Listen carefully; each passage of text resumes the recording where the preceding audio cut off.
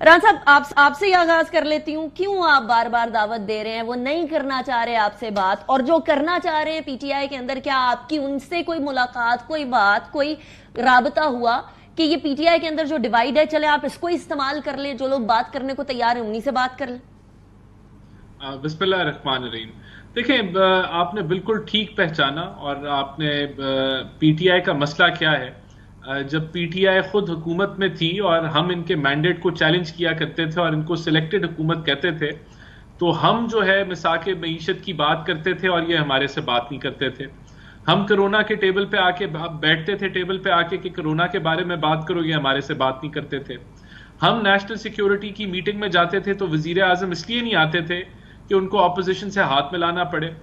اور آج جب یہ ہمارے مینڈیٹ کو چیلنج کر رہے ہیں، یا جو بھی ان کا پوائنٹ آف ویو ہے، ہم آج بھی مساق معیشت پہ بات کرنا چاہتے ہیں، لیکن یہ بات نہیں کرنا چاہتے. ہم آج بھی سمجھتے ہیں کہ حکومت کی ذمہ داری ہے کہ معاملات کو آگے لے کے چلنا چاہیے اور اپوزیشن کو انگیج کرنا چاہیے. ان کی جماعت میں آج بھی ڈیوائیڈ ہے. یہ کہتے ہیں کہ ہم تو بات ہی کسی اور سے کریں گے. علی امین گنڈا پور کا بیان بھی آپ کے سامنے ہے. ایک ہی ان کے پاس جو پورا صوبہ ہے، اس کے جو سربراہ ہیں وہ یہ کہتے ہیں کہ مجھے پتہ ہے کس سے بات کرنے کی ضرورت ہے اور کس سے بات کرنے کی ضرورت نہیں ہے، تو وہیں اسی سے ہم بات کریں گے. تو اس سے پتہ یہ لگتا ہے، جو میں نے آپ کو یہ تھوڑی سی ابھی یہ بریف ہسٹری بتائی، کہ یہ بات چیت کرنے میں بلیو نہیں کرتے. اور ان کا جو مسئلہ ہے خان صاحب کا، وہ یہ ہے کہ ان کی سیاست ہی یہی ہے کہ میں اچھا ہوں اور باقی سب برے ہیں، اور بروں کے ساتھ بات چیت نہیں ہوتی. اب وہ رانا صاحب وہ جیسے بھی ہیں، آئی ایم سوری ایم کریں گے شارٹ، وہ جیسے بھی ہیں، آپ کے اپنے رہنما آصف کرمانی صاحب کہہ رہے ہیں کہ بیانیہ ان کے پاس ہے. اب جب بیانیہ کبھی کبھی آج کل کی دنیا کے اندر پرسپشن ریالٹی سے بھی آگے بڑھ جاتا ہے، تو اگر پرسپشن ان کے ہاتھ میں ہے تو پھر اسی لیے تو آپ لوگ ان کو بار بار آفر کر رہے ہیں بات چیت کرنے کی. نہیں، ایسا بالکل بھی نہیں ہے. دیکھیں، بیانیے کی کب ضرورت ہوتی ہے؟ جب آپ نے الیکشن میں جانا ہو. الیکشن ہو چکے ہیں، ضمنی الیکشن بھی ہو چکے ہیں. اب حکومت کا ذمہ داری تو ڈیلیوری کرنی ہوتی ہے. حکومت نے تو پرفارم کرنا ہے. حکومت اس وقت جو ہے اس کا بیانیہ ڈیلیوری سے نکلے گا. اس کا بیانیہ جو بڑے پاکستان کے مسائل ہیں ان کو حل کر کے نکلے گا.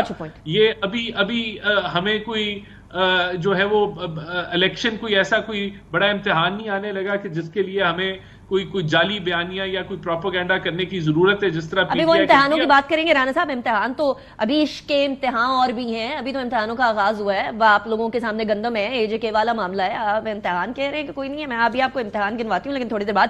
سینر صاحب، سیاسی کمیٹی کو پیچھے چھوڑ کے ڈاکٹر عارف علوی صاحب کو بیسیکلی ٹاسک دیا گیا مذاکرات کے لیے. بات درست ہے؟ کیوں سیاسی کمیٹی؟ کیونکہ ہم لوگوں کو ڈاکٹر عارف علوی ایک مفاہمتی شخصیت کے طور پر نظر آتے ہیں، ایک قریبی ساتھی بھی رہے ہیں خان صاحب کے بڑے پرانے. اور اب جو لیڈران ہیں، صف اول کے لیڈران ہیں پی ٹی آئی کے، وہ سارے وہ ہیں جو کہ یا وکیل ہیں یا پھر بہت پرانے نہیں ہیں، نئے نئے شہر ہیں. سو doctor Arif Alvi is taking over.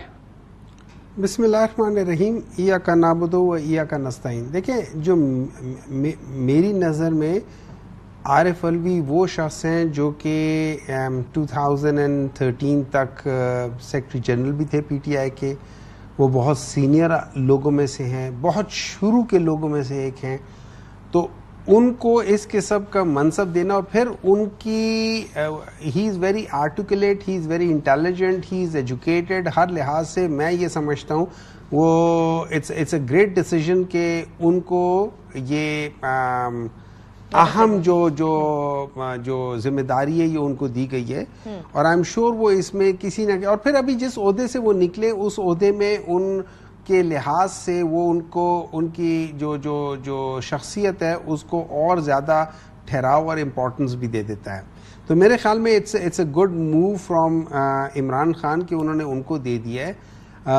وہاں پہ باقی لوگ جو ہیں they are very good as well, لیکن میں یہ سمجھتا ہوں دس از اے مچ بیٹر ون کہ وہ بات کر سکتے ہیں. اچھا، اب سوال یہ آ جاتا ہے کہ ہم کس سے بات کریں، کس سے بات نہ کریں.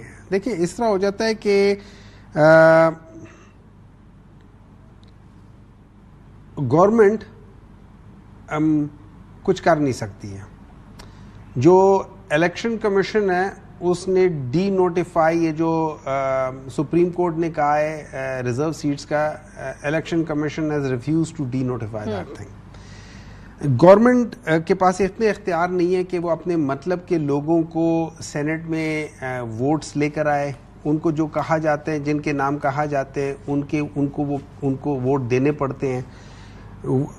وہ اپنے مرضی کے سیکٹریز نہیں رکھ سکتے، وہ اپنے مرضی کے اسلام آباد کا جو I understand your point. آپ کہہ رہے ہیں government toothless ہے نا.